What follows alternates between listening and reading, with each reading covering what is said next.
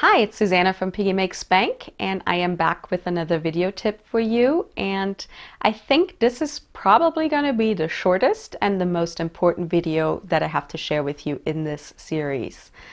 And the topic is that I want to talk to you about is that you should not buy cheap PLR to save a dollar. And here's why. We've all seen these offers that are too good to be true, and they usually are.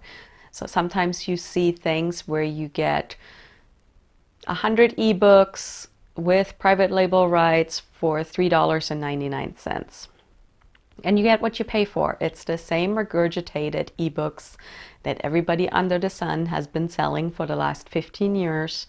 They're all cobbled together, they're poorly written, they're on a wide variety of topics where right out of the gates, 3/4 of them you won't even be able to use. That kind of thing is what I'm talking about. Or maybe it is PLR that is inexpensive. It looks kind of decent, but then when you open it up or when you dig a little deeper, look at the samples, it is clearly not written by an English speaker, and it would take you way too long to clean it up and make it into something that you would be proud to put your name on. I'm speaking from experience here. I've actually done this not once, but at least twice back when I was strictly a PLR customer, and it was for one of my niche websites.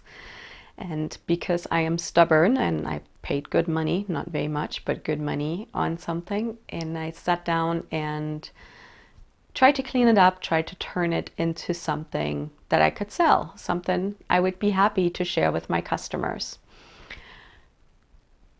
About halfway through, I'm not always the fastest learner, but about halfway through I realized I was spending way more time cleaning up this hot mess of a piece of content than it would have taken me to just sit down and write it from scratch. So that's the moment when I decided enough was enough. I cut my losses, I tossed it all out, and I started from scratch. So please do your homework. Make sure you start with reputable PLR sellers. Take a look at testimonials. Take a look at samples.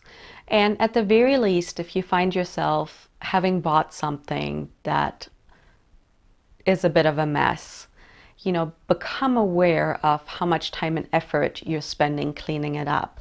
And if, like myself, you find that you're spending way more time editing and reworking and changing things around to clean it up, stop yourself, start over, try a different piece of content, different PLR provider, or, I totally get it if at some point we all get a little fed up, we need a little bit of a break, just create it from scratch, hire somebody to do it for you, do whatever you need to do to move on, and then use that as lesson learned.